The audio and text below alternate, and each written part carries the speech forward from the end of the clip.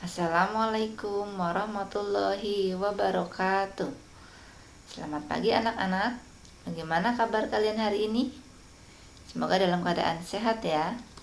Nah, hari ini saya akan membahas materi kelas 5, tema 6, kalor dan perpindahannya. Subtema 2, perpindahan kalor di sekitar kita. Pembelajaran pertama. Hari ini kita akan membahas tentang bahasa Indonesia, yaitu pengertian teks eksplanasi. Apa sih teks eksplanasi? Nah, teks eksplanasi adalah teks yang berisi penjelasan tentang berbagai peristiwa yang terjadi di sekitar kita, seperti fenomena alam, sosial, dan budaya. Teks yang disajikan harus sesuai fakta. Teks eksplanasi memiliki struktur, yaitu pernyataan umum, deretan penjelas, dan kesimpulan. Kamu dapat menentukan kata-kata kunci atau menjawab pertanyaan-pertanyaan yang berkaitan dengan teks eksplanasi. Kemudian kita akan bahas tentang kata kunci. Pengertian kata kunci. Kata kunci adalah kata-kata penting dan sering muncul di dalam teks. Kata-kata kunci biasanya terdapat dalam judul dan isi teks. Dalam pencarian informasi, kata kunci dapat diperluas dan dipersempit.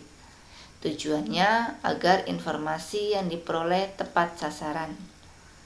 Manfaat kata kunci adalah dapat memahami informasi dalam bacaan. Kemudian, bagaimana sih cara menemukan kata kunci dalam bacaan? Langkah-langkahnya, yang pertama, membaca teks dengan cepat. Yang kedua, menuliskan kata-kata penting yang terdapat dalam teks. Yang ketiga, mencari makna kata-kata penting tersebut. Selanjutnya, selain kata kunci, kita juga akan bahas tentang kesimpulan. Kesimpulan isi bacaan adalah inti dari sebuah bacaan. Sebuah kesimpulan adalah sebuah pernyataan yang bermakna. Kesimpulan dapat berupa kalimat pendapat. Cara menyimpulkan isi bacaan. Yang pertama, membaca secara insentif seluruh bacaan. Yang kedua, menemukan kata kunci setiap paragraf. Yang ketiga, menentukan ide pokok dari masing-masing paragraf pada teks bacaan. Yang keempat, menyimpulkan isi bacaan berdasarkan ide pokok seluruh paragraf. Nah, anak-anak, perhatikan contoh berikut. Kalor merupakan salah satu bentuk energi yang dapat berpindah dari benda yang bersuhu tinggi ke benda yang bersuhu rendah. Perpindahan kalor dapat terjadi karena adanya perbedaan suhu dalam benda.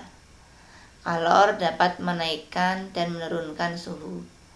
Semakin besar kenaikan suhu, maka kalor yang diterima semakin besar.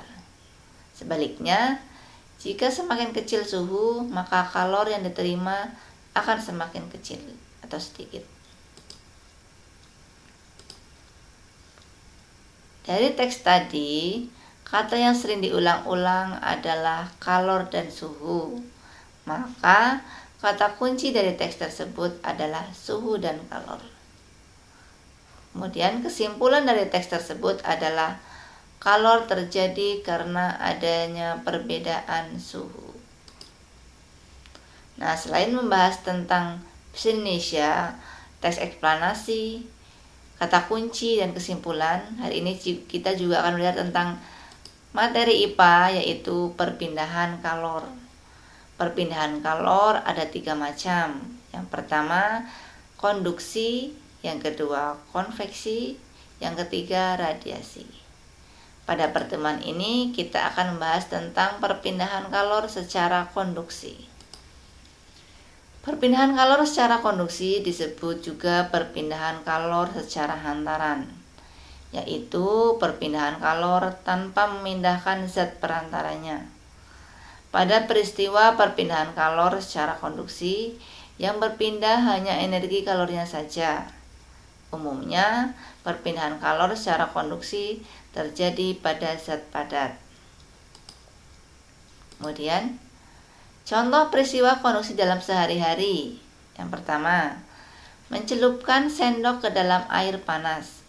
Lama-kelamaan, gagang sendok yang terbuat dari logam akan terasa panas. Penyebabnya adalah air panas berpindah ke gagang sendok. Kemudian yang kedua, memegang besi yang dibakar, ujung besi akan terasa panas. Yang ketiga, knalpot menjadi panas setelah mesin sepeda motor dihidupkan lama. Mentega akan meleleh di wajan yang sedang dipanaskan. Kemudian tutup panci akan terasa panas saat panci digunakan untuk memasak. Baju menjadi panas ketika disetrika. Kemudian contoh lain, mangkok dan piring menjadi hangat ketika dituang nasi atau sup panas. Nah, demikianlah penjelasan dari saya.